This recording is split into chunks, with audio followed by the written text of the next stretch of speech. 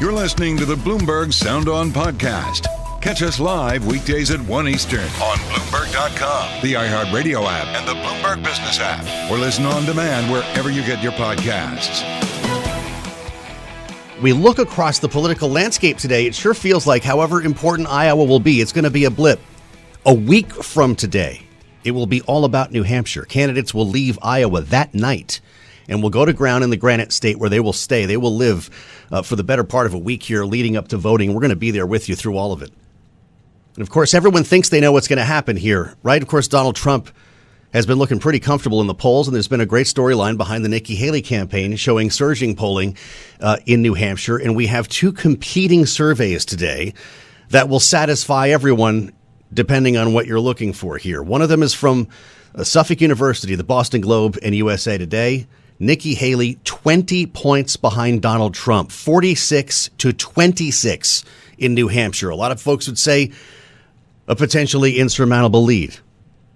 But look at what CNN is talking about with the University of New Hampshire. The survey center they're at with their own poll shows Nikki Haley cutting into Donald Trump's lead in New Hampshire, cutting the lead to single digits, 39% to 32%, with Nikki Haley up a dozen points since that last poll in November. That's the storyline we've been hearing more about.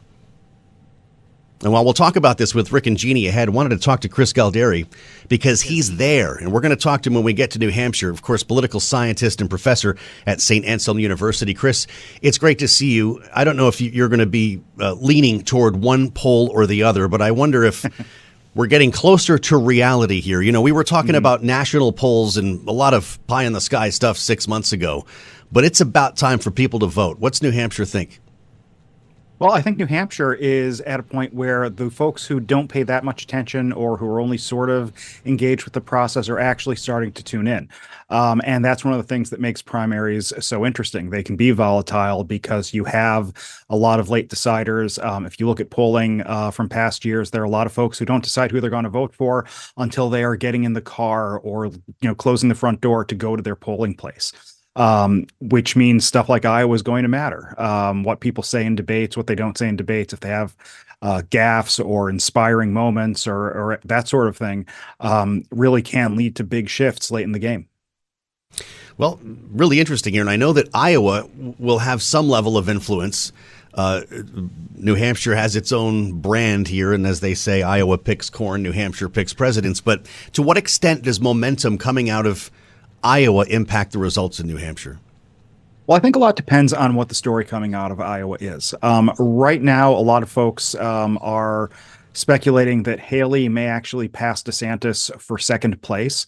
If she does that, I think that, again, contributes to this narrative, this storyline that Haley is on the rise. And I think that will make there be a lot of pressure to look at New Hampshire as essentially a two-candidate race, as between Trump and Haley.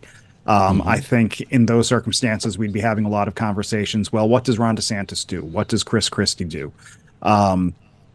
So, and think back to 1984, Gary Hart's big splash. He came out of Iowa down to Walter Mondale by 30 points, but he was in second place and nobody expected that.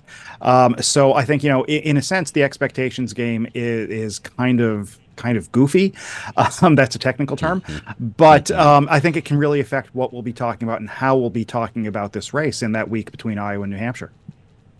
You think back to 2016, and I remember talking to you then how different the race was. Donald Trump was in New Hampshire a lot. He decided to really plant his flag there. It was town hall every other weekend. How much time has he spent there in the state? Because it's been a storyline that he's barely gone to Iowa, and it looks like he may well win the caucuses.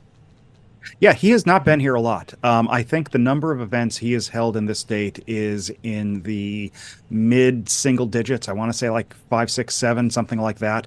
But it's been nothing like the on the ground presence that he had 8 years ago. That said, his campaign is much more professional, much more, for want of a better term, normal than it was in 2016. So there really is an organized Trump campaign in terms of phone calls and mailers and door knocking and that sort of thing. His ads are all over TV and all over streaming. And, my 5-year-old was watching a Minecraft video and got Trump and Haley videos during it. So, they're really targeting voters there. Yeah. They're hitting the Minecraft players. Turn this off. That's pretty creative, I have to admit. Now you're getting young people where they're actually working here. And I was visiting family in New England, not even in New Hampshire, but in Massachusetts, knowing they have to buy the Boston market. And I mean, it's every other commercial. I can't imagine the level of exhaustion right now when it comes to the ads. Who's on TV the most right now in New Hampshire, Chris?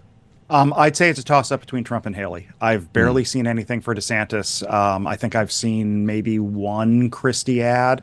But really, if you're just watching TV, it's at least the stuff I'm watching, looks like a 2-candidate race. How about that? Are you leaning towards one poll or the other here, that Donald Trump is in fact enjoying a single-digit lead, as one poll would suggest, or a 20-point spread like we're seeing in the other? It's really tough. I can envision either one being more accurate. The Haley numbers aren't actually off that much or there's not that much difference. 26-32 is at sort of like the far end of the margin of error.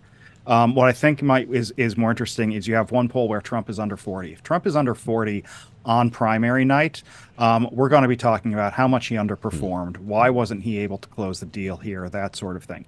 If he's coming in 46%, we'll say, wow, he's nearly at 50%. If there's an anti-Trump coalition, it didn't show up tonight.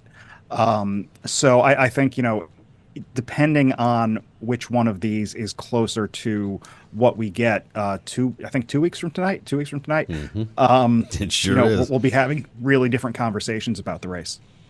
Yeah, understood. And that's what is what's just incredible about this stage of the race, and knowing that this could go in a couple of different directions here, likely in the next couple of weeks. Chris, last time we were there, 2020, it was, of course, the Democrats we were really talking about here. And I'll never forget talking with Joe Biden, who was said to be on the verge of dropping out of the race. It was supposed to be an exit interview. And what happened between New Hampshire and South Carolina was remarkable, as just one candidate after the other dropped out of the race. Are we going to see something like that? Not that there are that many left. What happens to this field after New Hampshire? Or could something happen before New Hampshire? Could Chris Sununu, for instance, talk Chris Christie into dropping out of this race? That's a great question. I think, with Christie, the vibe I get is that he's attracting the really dedicated anti-Trump voters, the people who turned out and voted for Bill Weld in 2020. And I think that's a fundamentally different approach and a fundamentally different group of voters than the ones who are being drawn to Haley, who's not attacking Trump, but she's saying, he was fine in 2016, but we need a new generation. We need a younger voice, that sort of thing, and really being very gentle and hands off with her criticisms of him. I think if Christie were to get out, I think that would probably boost Haley. I don't think there are many Christie voters whose second choice is Donald Trump. Then you've got Ron DeSantis. He was pulling, I think, 5% in one of these polls. I think the CNN UNH poll. I don't know that there are many Ron DeSantis voters whose second choice is Nikki Haley. So if you're Nikki Haley, you probably, you'd like Christie to get out. You wouldn't mind Asa Hutchison, who's still in there, getting like 1 or 2% to get out and endorse you. But you probably want DeSantis to stick around. You probably figure the guy who's running as Trumpism without Trump is probably drawing votes away from Trump and not from you. When does it get crazy? Is it a week from today when all the campaigns will be there? You can't get a booth at the Red Arrow Diner? Yeah, when you wake up on the Tuesday after the Iowa caucus, you will discover that your friends and neighbors have covered the state in signs for their preferred candidates. You will hear about which candidate had a 3 a.m. landing at Manchester Airport or the private airfield in Concord. That is when the circus comes to town and sets up on Elm Street in Manchester. It's when people bring out the livestock with shirts and sweaters with candidates' names on them. Are we going to get a Trump rally on the eve? Have we heard anything about it? I have not heard anything, but that's what he did in 2020. In 2020, he held a rally at an arena in downtown Manchester. and basically just sort of he didn't dominate coverage, but he took a lot of wind out of the sails of Democrats who were hoping that they would have the front page of the Union Leader and the Concord Monitor and other local papers to themselves on primary day. Hey, Chris, I'm looking forward to seeing you up there. I appreciate you coming on today. Chris Galdieri, with 2 weeks to go, St. Anselm College political science professor. Great to see you as we assemble our panel. They'll be there too, of course. Rick Davis and Jeanne Zaino are with us here, our signature panel back together again. And I wonder, Jeanne, your thoughts on these polls here, because this is the menu of options. Is Donald Trump going to walk into New Hampshire with a commanding lead, or is Nikki Haley truly nipping at his heels, as this CNN UNH poll would tell us? Yeah, I mean, it is fascinating. You know, when we look at where she has been and where she has come, her star is rising at just the right time. And so I do think Trump really can have a run for his money from Nikki Haley. Of course, the CNN poll, one poll.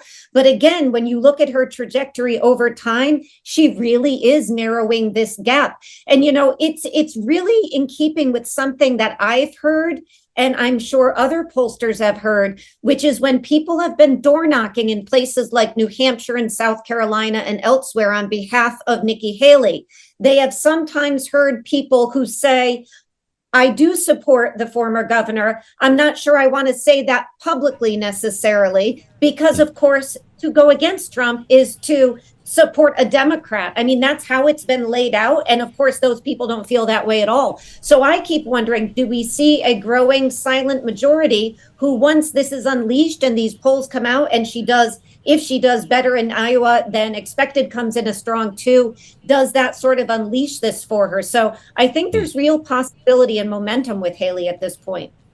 Rick, I know you're taking the Haley campaign seriously, and you've told us that we all should here in New Hampshire.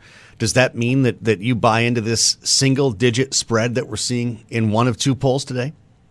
You know, that's a pretty aggressive poll. Part of what makes me concerned about the UNH poll is Ramaswamy at 8. We haven't seen Ramaswamy above 5 since the campaign began. And so that one may be a little too close. Look, the UNH poll, Trump has come down 3 points and Nikki has gone up 2 since the last poll UNH took. So the trend is the right trend if you're looking for a closing race. And I think both of those polls represent a narrowing of the field. And Haley is up 12 since the November poll by UNH. Just to give people a sense of the field, by the way, we've been talking about the 2 front runners, if you will. It's Trump 39. In this case, as I mentioned, Haley 32, but then it's Christie 12, DeSantis 5. To Rick's point, Ramaswamy has 8 points in this poll. Rick, do you buy the logic that Chris Galdieri was saying, that it's actually good for Nikki Haley to keep Ron DeSantis in this race right now? Yeah, I mean, everything is about the lanes, and when those lanes converge, those votes scatter. And Ron DeSantis, I totally agree with Chris. His vote's going to Trump. Christie's vote's going to Nikki. And when you look at head-to-heads that I've seen, it's a dead heat. And so, the ideal scenario is Christie gets out and Ron stays in, and that advantages Nikki Haley. But of course, none of that she can control. So she's just got to do the best she can in Iowa. And frankly, that may be the worst thing for her, because if she beats Ron DeSantis in Iowa, it could force him out of the race, and all those votes in New Hampshire go to Trump. Find it interesting. DeSantis and Nikki Haley will debate tomorrow night in Des Moines. Jeanne, Ramaswamy did not qualify after all the time he spent in Iowa. Is that campaign done? Not according to Ramaswamy. He has been out and so active. I think he went to all 99 counties twice, if I understand. So he says he's seeing this thing through, and he doesn't care about this CNN debate, is what he says. Well, I guess not. We'll see how that goes with only 2 on the stage tomorrow night. Donald Trump won't be there. He's going to counter-program with a town hall on Fox. And so the wheel goes round. We're going to have a lot more with our panel coming up here, because the deal on Capitol Hill to avoid a government shutdown, the so-called deal, is now hitting the campaign trail. We'll have that next. This is Bloomberg.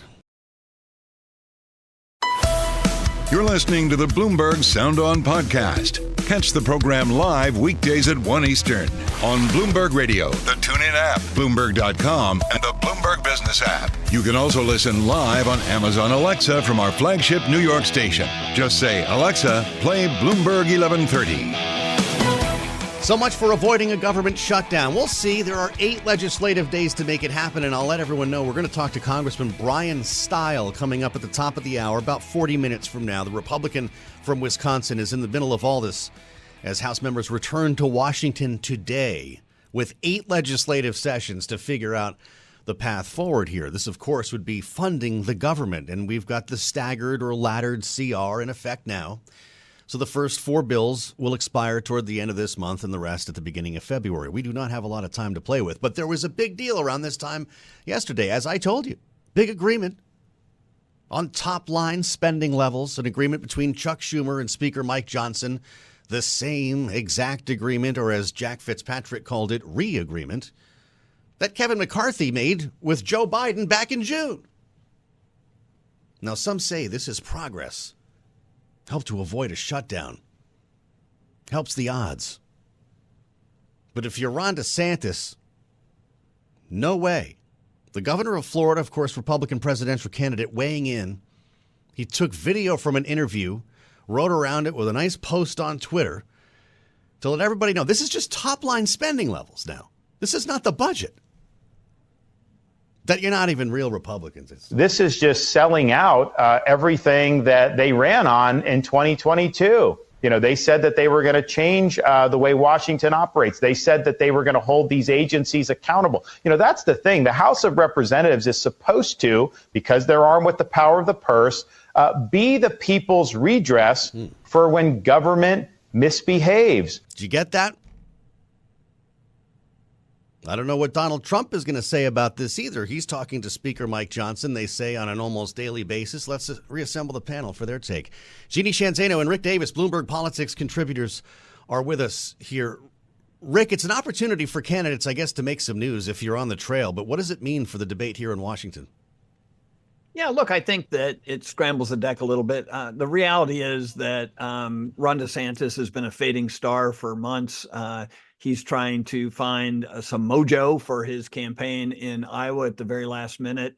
And there probably aren't a lot of House members wondering what his opinions are on their legislative issues. So he's kind of doing this for his own self-interest, his own campaign interests in Iowa, not to actually influence anything in the House of Representatives. And I'm sure the House of Representatives look at it exactly the same way.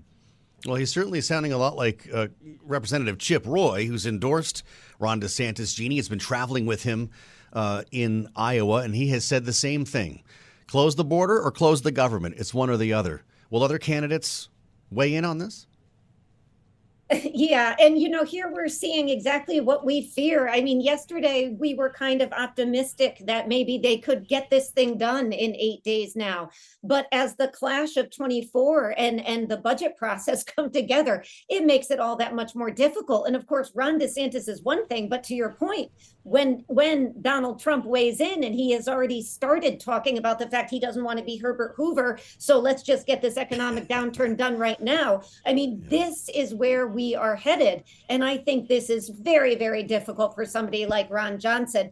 I feel like reminding Ron DeSantis, if he wants Republicans to control DC, they've got to win elections. Right now, Democrats control the Senate rather, and the White House. And so you got to deal with them. And, you know, Ron DeSantis seems not to want to acknowledge that. And of course, Donald Trump doesn't either. The Hoover thing. So who's Donald Trump? And did somebody buy him a book there's like maybe an American history book we had the Civil War last weekend. Now this, I don't know. I wonder if Nikki Haley will take a stand on it. She was asked a lot of questions last evening on Fox. Rick, it was a town hall. They're each getting their turn here. And Brett Baier, I thought it was pretty interesting because it's an issue that we don't hear anything about. We talk a lot about Donald Trump. We talk a little bit about the border, talk a little bit about the economy. We never talk about the big stuff that could, in fact, supersede all of these issues like Social Security and Medicare. If you want to have a budget debate, let's talk about that. And I have to admit, it was not lost on me when I heard our own interview be invoked here. We talked to Nikki Haley back the end of August, and that was my question for her at the time. It came up in that town hall meeting on Fox last evening. Just a taste here from Brett Baer as he's talking to Nikki Haley. So Governor DeSantis is hitting you for claiming the retirement age is, quote, way, way too low. He said, quote, I don't know why she's saying that. So are you saying that? Where do you stand? I have never once said that. Well, wait. In Bloomberg interview. Oh, yeah, that Bloomberg interview. Did you not say that? Let's spin back the tape. Again, to the 24th of August, when Nikki Haley joined us here on Bloomberg. It was on Balance of Power on Bloomberg TV. Remember? We don't touch anyone's retirement or anyone who's been promised in, but we go to people like my kids in their 20s when they're coming into the system and we say the rules have changed. We change retirement age to reflect life expectancy. Instead of cost of living increases, we do it based on inflation. We limit the benefits on the wealthy, and we expand Medicare Advantage plans. What's the right age there then, Ambassador? Well, I think we have to do the numbers. We've got to figure out what it is. But what we do know is 65 is way too low, and we need to increase that. We need to do it according to life expectancy. 65 is way too low, and we need to increase that. I guess Brett Baer was onto something. We appreciate their watching and listening, by the way, and I wonder what the panel thinks about this. Rick, this is not something that's resonating on the campaign trail. How come we're not talking about it outside of these brief moments? You know, I think Republicans and Democrats alike have gotten so afraid of mentioning entitlement programs that it never comes up. I mean, wasn't that long ago when John McCain ran commercials in New Hampshire? Part of the run up to his victory in a comeback campaign was all about solving Social Security problems. And so now it's like lockbox is back. You can't touch it. You can't talk about it. So look, as you point out very responsibly, when you don't talk about entitlement reform, you're not talking about really changing government, and you're just nibbling around on the edges. And until we find a leader who's not afraid of tackling the hard stuff, we're stuck in that lockbox. I guess that's right. I think he's talking about Al Gore, Jeanne. Are Democrats going to be the ones to open the lockbox? You know, I am so proud of Brett Baer for listening to you, Joe, and listening to Bloomberg. And you know who else I think is going to listen is Donald Trump, because as Nikki Haley closes these polls, he will pull out that Bloomberg quote and throw it right back at her. This is, like Rick Scott all over again. And I'll bet the Democrats as well, Joe Biden and the Democrats will hit her on this should she continue rising in the polls. Rick Davis is right. It is, the reality is, good economics on her part, bad politics. This is an absolute loser. This is why Rick Scott walked back from it. Nikki Haley now walking back from it, but you've got her on tape, Joe. So I think they're all going to be pulling that tape. Well, we'll see if they use it. I'd love to follow up on that conversation with her if the opportunity arises. We'll see you in Iowa, Madam Ambassador. Rick, no one knows New Hampshire politics better than you. What does Nikki Haley do, or Ron DeSantis for that matter, when they arrive that morning after or even that night of the Iowa caucuses? You've got a week to play with. What do you do at the time? Fundraising is over. So You've got to hit town hall after town hall, public event after public event. The good news is everybody's paying attention. As Chris said earlier, all the voters have tuned in. So walking into a cafe, going and doing a town hall, from what I'm hearing on the ground, her town halls are on fire. Her crowd size is doubled, tripled, and quadrupled, and she needs to keep that momentum up. And that means 6, 8, events a day, a lot of drop-ins. So she just needs to hope that the roads are clear, the skies are blue, and she can work it hard all the way to Election Day. Talking about the weather, we hit this for a minute, Jeanne, and you actually broke my heart a little bit because I could see the pain. As we look at the forecast for Iowa, do you know that they're canceling campaign events today because they're getting a foot of snow or something there? This might affect your packing plans. It totally has, Joe. I've already been in touch with a friend of mine who's in Des Moines. She said it's freezing. It's going to get worse.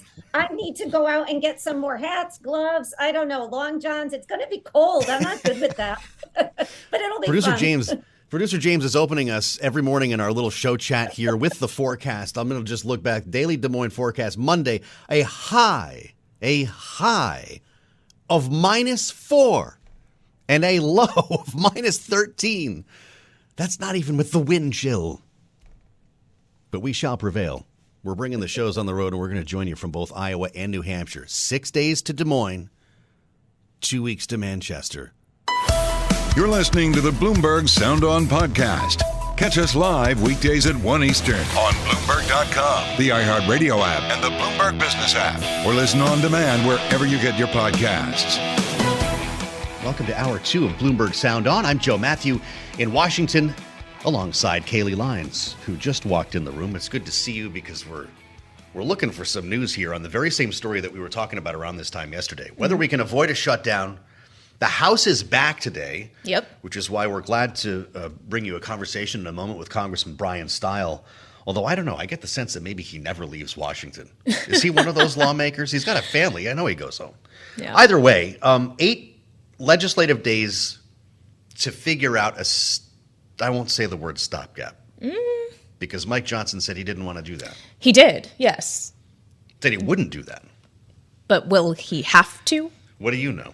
Well, Senator John Thune, so this is in the other chamber. The Senate yeah. may be singing a different tune on this than those in the House, but he says lawmakers likely will need to pass a short-term stopgap to avoid a government shutdown. Okay. So exactly what Mike Johnson said he didn't want to do, and yet knowing you have to reconcile 4 different appropriations bills between the House and the Senate with potentially conservative policy writers, questions around the border as well, there might not be much of a choice in the matter. You know who just got back from the border is the aforementioned Bryan Steil. Mm-hmm. We should bring him in now. Kailey, the congressman from Wisconsin, is with us. Of course, chair of the admin committee, serves on financial services, and a reliable voice here on Bloomberg. Congressman, it's good to see you. Welcome back to reality here. We've been defying odds and logic for weeks and weeks in the House. What do you think about this idea? If there's something like a deal in place, could your speaker get away with a continuing resolution? Would you support it? Well, our best case scenario is not have to kick the can down the road, but shutting the federal government down benefits no one, hurts a lot of people, and at the end of the day, it costs more. And so I'd rather see us get to a deal. We've been allowing ourselves to kick the can down the road. That's not productive. Hopefully, we have a deal where we can actually fund this year's appropriations bills, because it's not only the top line amount of money, which is a cut to non-defense, non-veterans discretionary spending. That hasn't been done in about 6 years. But it's also the spending priorities that are in there. We're breaking away from the priorities that were loaded in during Democratic one-party control. Well, be that as it may, Congressman, there are plenty of your colleagues who are not satisfied with the top line figures. It seems this House Freedom Caucus certainly isn't. How do you expect Mike Johnson, the House Speaker, to navigate this and keep his job while doing so? Well, a lot of us would like to see the funding continue to go down. Unfortunately, we have a Democrat in the White House and a Democrat-run Senate that is going to continue to push back and push for higher spending levels. This is where the deal that was cut under the FRA is the numbers that are before us, and getting the overall spending package done. And again, it's not just the top line numbers, it's also the broader policies that are included in the spending bill. Those details have yet to come out. But if we take a full step back, we also have to recognize that we're only having this conversation over about 12.5% of the entire federal spending over the course of a given year. That's right. If we want to really hammer out the broader challenge that we're facing from a spending perspective, we need to look at the 75% of the spending that's on autopilot right now. And I'd love to see us take this moment and really move forward with a debt commission and really force us to have the adult conversation about where we're at from a fiscal perspective. You know, it's funny with all the talk in Washington about aging politicians. We're not old enough to have that adult conversation. It feels like, Congressman, your heart would be warmed to know that we actually talked about Social Security and Medicare on this program last hour. And the point of the conversation was that no one will talk about it. It's the third rail. It's in the lockbox. But those are the cards that you're dealt right now. And as you look down the barrel here of a difficult negotiating session, it looks like there's another uprising on the right. The Freedom Caucus does not like it. And now Ron DeSantis, the governor and presidential candidate, is coming out against this agreement between the speaker and Chuck Schumer, the FRA deal. Will that have an impact on the result in the House? I don't know that the presidential politics over the course of the next few weeks will have a significant impact on the negotiations that are going to take place on Capitol Hill. I think at the end of the day, a lot of people are frustrated with where we're at from a spending level. They take it out on the 12.5% of the budget that probably gets the most airtime. It's important that we cut that spending, which we're doing in this. We could have the debate about how far we need to cut it. I'd like to see it go further. But again, we're negotiating with Democrats in the White House and Democrats in the Senate. And shutting down the federal government at the end of the day is not a winning policy. At the end of the day, when every time that has been done, the end result is more spending rather than less spending. It's a path that at the end of the day doesn't lead you to the conservative goal that people are setting out to try to achieve. And yet there are some members of the House who are currently saying shut down the border or shut down the government. No security, no funding, these kind of ideas, Congressman, that would suggest that if the House doesn't get what it wants in terms of border reform, they would like government funding, at least for a time, to cease. And you speak of negotiations that have to happen between the White House and the Senate. The White House and the Senate are already trying to iron out a border security deal as part of this supplemental funding request. Can you commit to voting for whatever agreement they come to in the name of bipartisan cooperation? Well, I'm hopeful that we see some form of an agreement come out of these negotiations. I want to read it before I commit to it. But there's clearly a need to restructure and reform our border policies. This administration has been very aggressive from day one, where they stopped border wall construction to send a global signal that the U.S.-Mexico border is unsecure and individuals are able to cross it. We got to end the abuse of the parole system. We got to end catch and release, reinstate stay in Mexico, immediately restart border wall construction. And if we do that, we could get a significant handle on the border crisis that's playing out, that's impacting communities all across the United States, not just our nation's largest cities. It's impacting smaller communities like a city called Whitewater in Wisconsin, in my district, that has 14,000 people and now has roughly estimated by the chief of police, 1,000 migrants now living. Where are they living? All throughout the city. There was, there's housing that was available. Many of these individuals are living in reasonably unsafe living conditions. It's been a huge burden on the school district. Where over 300 students have entered the school district, and again, in this small town, need English as a second language. Some of the dialects some of the students speak, primarily from Nicaragua and Venezuela, don't match some of the Spanish language teachers in the broader area. It's a burden on the police department, and it's a huge challenge. And again, the challenge that we see on a lot of our larger media networks that focus in on our nation's largest cities, Chicago, New York, Denver, miss the fact that this is impacting every community in the United States, including smaller communities in Wisconsin, which is why my trip to the border, I think, was so relevant, is we got to change the policies that this administration continues to implement. Let's just stick with that for 1 minute, because you mentioned parole, which, according to all reports, is the big sticking point here. If you manage to increase funding for security, tighten the definition of asylum, and get some of the other elements you're talking about without the parole reform, would that be something that could pass the House? Well, all of these pieces interact together. And again, I want to be able to get to a spot where we can read the final negotiation. But reforming the parole system is really important here. And the reason for that is many individuals right now, there's a catch and release policy being pushed by this administration. So after 72 hours after entering the country illegally, a vast number of these individuals are released with a freedom of movement with a date to appear in court, often 3 or 4 years out. So what we need to do is actually adjudicate these cases on the spot. And the abuse that's occurring is the overwhelming majority of these are not actually valid asylum claims. The challenge is the ability to process those under our current system is delayed often 3, 4, or more years, which exacerbates the problem. Well, there is a certain chorus, at least in the House, that is saying H.R. 2 contains many of these policies, therefore H.R. 2 should be what passes, or something very, very similar to it. Yet we know that the H.R. 2 was actually dead on arrival in the Senate when you passed it months ago. Are you concerned that there won't be enough Republican members of the House that are willing to support not just a border deal, but potentially whatever funding agreement, be it a continuing resolution or actual appropriation bills, that once again it will be Democrats that carry this over the finish line, and that as a result, Speaker Johnson is going to be in jeopardy?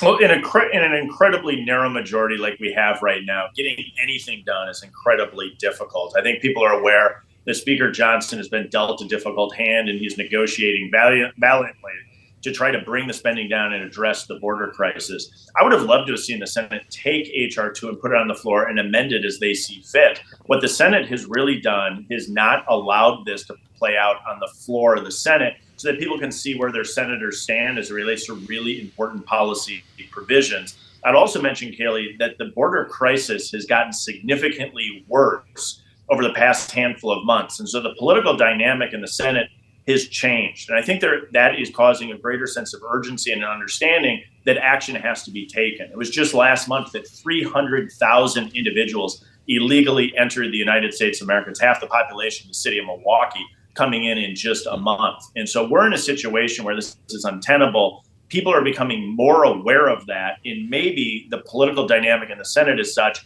that we're going to be able to actually get substantive border security across the line.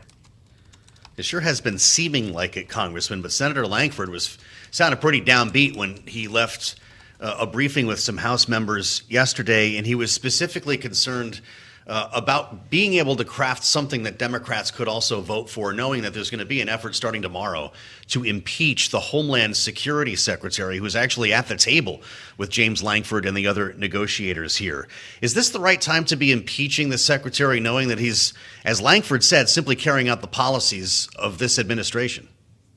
Well, he's done a pretty abysmal job of enforcing border security. He's been less than honest before Congress when he came before us and said in his own words that the border was secure when we know that that is not true. And so I think applying pressure onto the secretary is really important here to get the enforcement of the laws around the books, to put pressure on the Biden administration to change course. And so we're going to have to continue to push on DHS to change the policies that they're implementing right now. But the one part that I think is relevant here is simply removing him doesn't solve the problem wholesale, because all it will do is allow a new individual to come in to continue to exacerbate the bad policies of the administration. It's why actually passing this from a legislative standpoint at the end of the day is so imperative.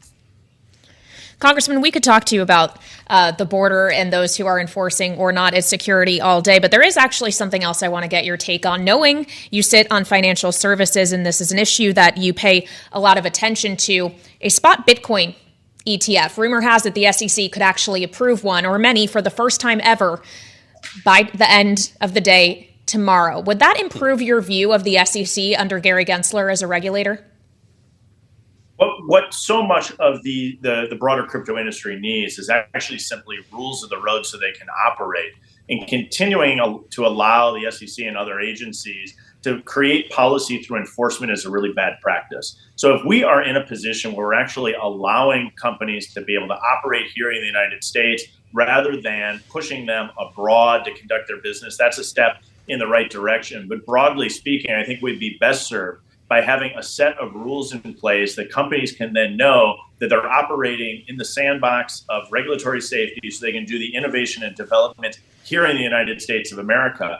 Failure to do that will continue to push this development in countries outside the United States, which will have negative long-term consequences. Well, while we're introducing new topics to our conversation here, Congressman, I have to ask you, as the chair of the admin committee, what your thoughts are, and I realize that you don't oversee the Pentagon, but your thoughts on this whole issue involving the whereabouts and the chain of command, the communication or lack thereof that has surrounded the Secretary of Defense, Lloyd Austin. We've not been able to get answers to most any of our questions from the Pentagon here. There are a lot of folks wondering why days passed without anyone knowing that he had been admitted to the hospital. And I wonder, as chair of a House committee, if you have a plan, for instance, if you were incapacitated or sick, what happens when the chairman cannot attend work one day? What played out at the Defense Department is incredibly concerning, in particular a period of time where we have the global challenges that we're facing. It's a clear indication there's a significant lack of communication between the Defense Department and the White House. I think there needs to be significantly more transparency as to why this occurred. And on the House side, there's a simple chain of command. If the chairman wasn't there, the next in line would be in the position to be able to step up and operate. But the failure and the lack of communication between our leading defense, the chairman of defense, back with the White House is concerning. I think there needs to be a lot more transparency about what occurred and why it occurred. Congressman, it's good to see you. Good luck in the debate, and we'd like to stay in touch with you as we learn more. Congressman Bryan Steil of Wisconsin. Thanks for listening to the Sound On podcast. Make sure to subscribe if you haven't already at Apple, Spotify, and anywhere else you get your podcasts. And you can find us live every weekday from Washington, D.C. at 1 p.m. Eastern Time at Bloomberg.com.